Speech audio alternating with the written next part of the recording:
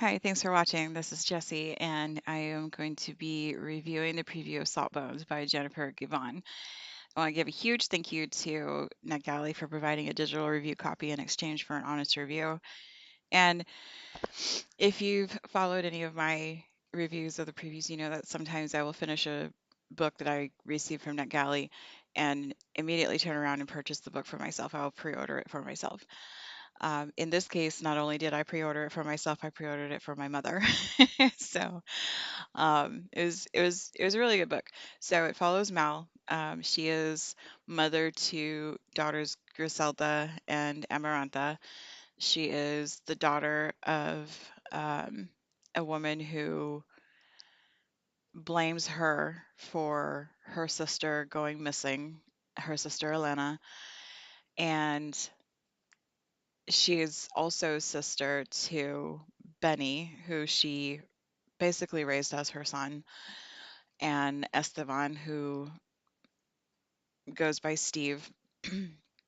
So she's a butcher. She works at a butcher as a butcher at a at a meat shop, and she is pretty tough. I mean, obviously she works as a butcher. She cuts up carcasses and but her mother, you know, in addition to blaming her for her sister going missing, has never really been kind to her. She named her Mal, which, if you know even a little bit of Spanish, you probably aware that that means bad. And after her sister Elena disappeared, her mother actually had Benny the day that Elena disappeared. And so her mom and her dad basically were too buried in their grief over the loss of their daughter to take care of their newborn son. And so Mal essentially became his mother. She took care of him, she raised him. Um, and Benny ended up being a police officer and then I believe a chief inspector. Um, Now Griselda's off at college, but she comes home because her uncle Esteban is actually running for, I believe it's mayor, and this takes place in California. And so you have this Mexicali dialect, which I I spent a lot of time in Texas. I was born in Texas. You know, we moved to Maine for a little bit, but I did spend 25 of my teenage and adult years back in Texas in San Antonio.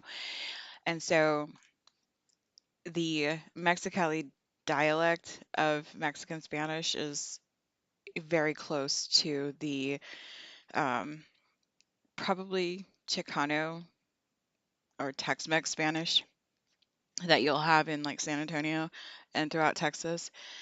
If you want to know more about the various dialects, may I recommend Borderlands by Gloria Anzaldúa. I actually read that book twice for two different Mexican American studies. I think one was just Mexican American history, and the other one was Mexican American literature. Um, Phenomenal book. You learn all kinds of things.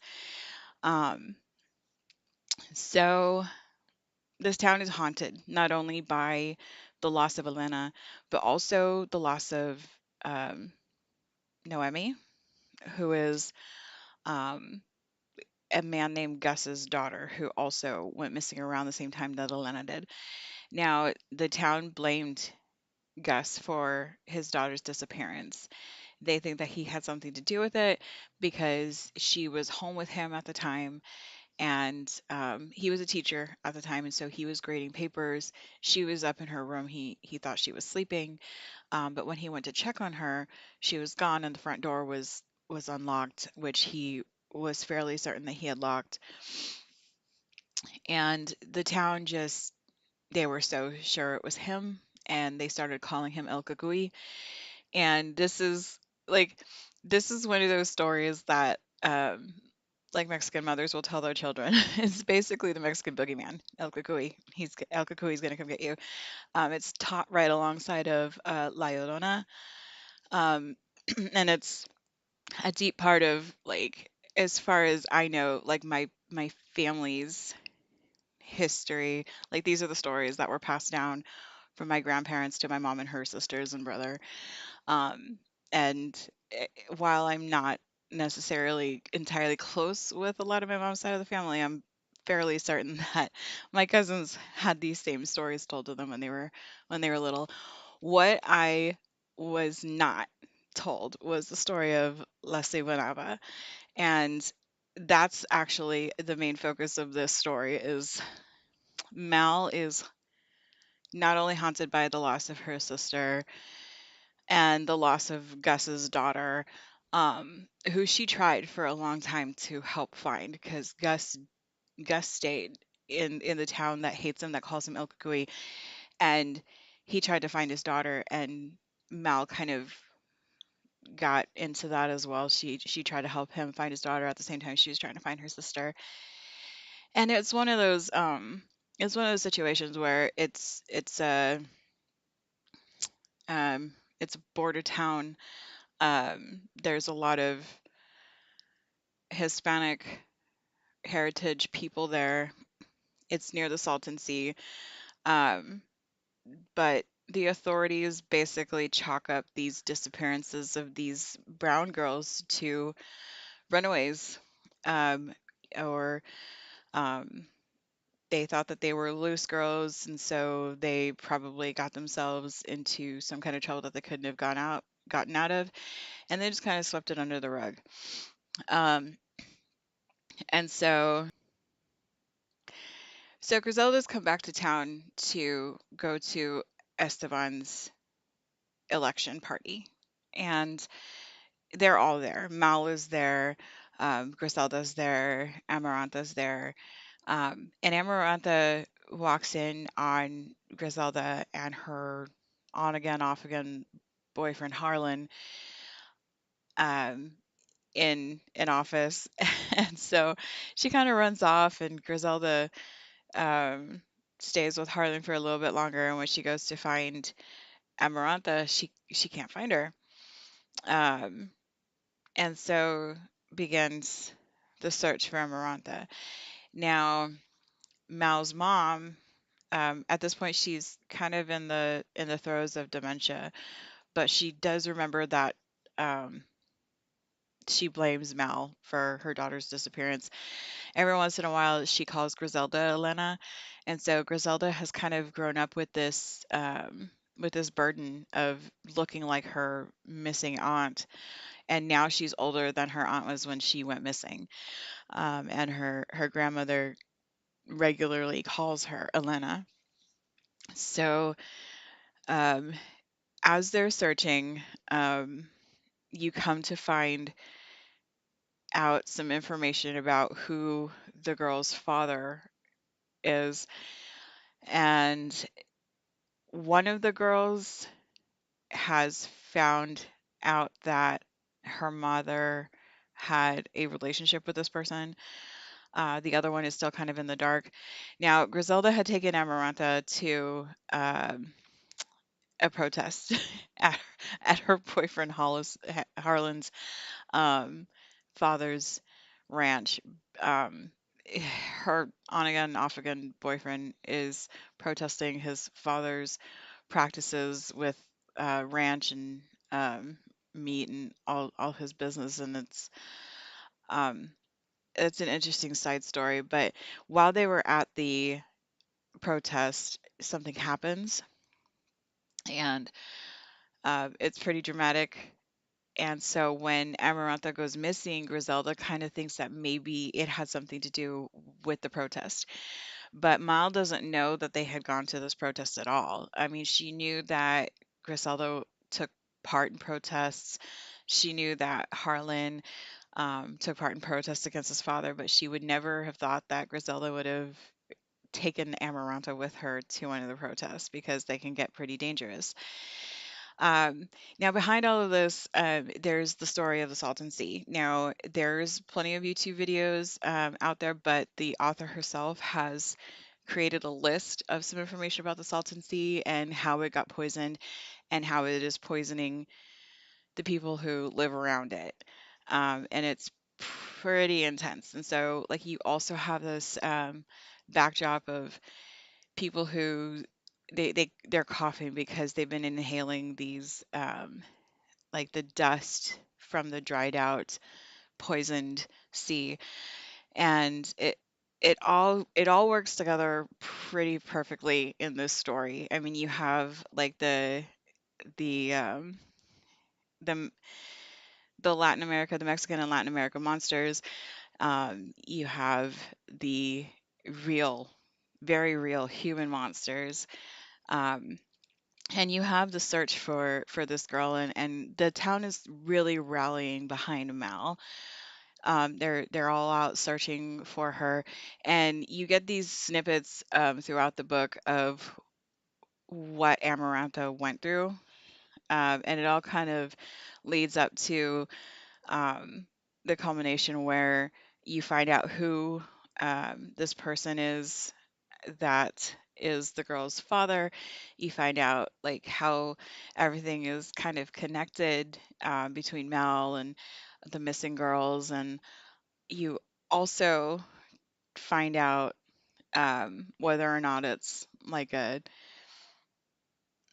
folklore monster or whether it's a human monster when it comes to Amaranta's disappearance. And it's kind of it's kind of devastating when you get to the end and you realize what exactly happened. But the thing is that you do understand throughout the book, because this is like a magical realism type of type of story. Let me see. Yep. So it's listed as horror, mystery, magical realism. And this is a really good example, I think, of magical realism, because while some people in the book tell Mal that she's um, kind of leaning into this folklore a little too hard and that these things aren't real, you do understand as you're reading that Mal believes that she does see Leslie Siguanaba, and there's other people who also believe that they've seen Leslie Siguanaba, because at the same time that Amaranta goes missing, um, her best friend's cousin also goes missing, but her best friend's cousin is an adult, and she's also considered to be like a loose woman, and her own cousin kind of swept it under the carpet, not believing that anything really untoward had happened. She just thought that maybe she ran off with somebody. Um, it's a really good book. If you've really followed any of the like Native American disappearances in the United States and Canada, this is kind of the parallel with Latin American girls, and how like even people who are supposed to be protecting them can kind of push it under the carpet, believing that it was their fault or it was their choice or that they ran away, and it's just kind of forgotten by everybody except for the close family of these girls. Um, it's a really it's a really intense book, and I thoroughly enjoyed it. While I was reading it, I was talking to my mom on the phone, and I was like, "Hey," I was like, "You gotta read this book. It's so interesting." And I was like, I don't know a lot of Spanish. I took Spanish 3 times in high school. I mean, and my mom speaks Spanish, and my mom's side of the family speaks Spanish, but I didn't learn it, and I have a hard time grasping languages other than the English that I was initially taught. Um, and I think I need to do a little bit more immersion attempts with learning languages, because I did attempt to learn Italian as well. I took 3 years of Italian, and I thought it would be a little bit easier because it's very close to Spanish. It's a Latin language. I mean, they're so similar, but it did not help me at all, knowing what little Spanish that I do. Um, but I could understand the Spanish in the book. There's not a lot. The grandfather, abuelo, speaks it sometimes. A couple other people, but for the most part, it is English. There's just very few. very few instances where there's a whole bunch of sentences in Spanish, but I was able to understand them. And I would tell my mom, I was like, I was able to understand them because of the dialect, because it appears that the Mexicali dialect of Mexican Spanish is very close to the Tex-Mex dialect of Mexican Spanish. And so it was really interesting because not only did it pull from the folklore that I had known from my mom, but also folklore that I didn't know. Like you have La Ciguanaba, which after I looked it up is actually from Guatemala, El Salvador, no, El Salvador. Um, and I'll post some videos in the description below. You can watch the author read the prologue. You can watch the videos that the author herself recommends for learning about the poisoning of the Salton Sea. And then I'll also post some videos of La Ciguanaba and El Cucuy. So for your viewing pleasure. But I am I am looking forward to reading other books by this author. This is not her first book. When I go to the author page on Goodreads, it does look like she's got a little over half a dozen books already. So I'm definitely going to be picking up more of her books. It was a captivating story, and I love stories about mothers and daughters and the dynamics and like how things that the mother does can affect her relationship with her daughter and how that goes down through generations. I'm somewhat obsessed with that trope. So, if that is also one of your one of your things that you like tropes and magical realism and mother-daughter things, it's a really good book to pick up. So, but that's it. Thanks so much for watching. Like and subscribe below.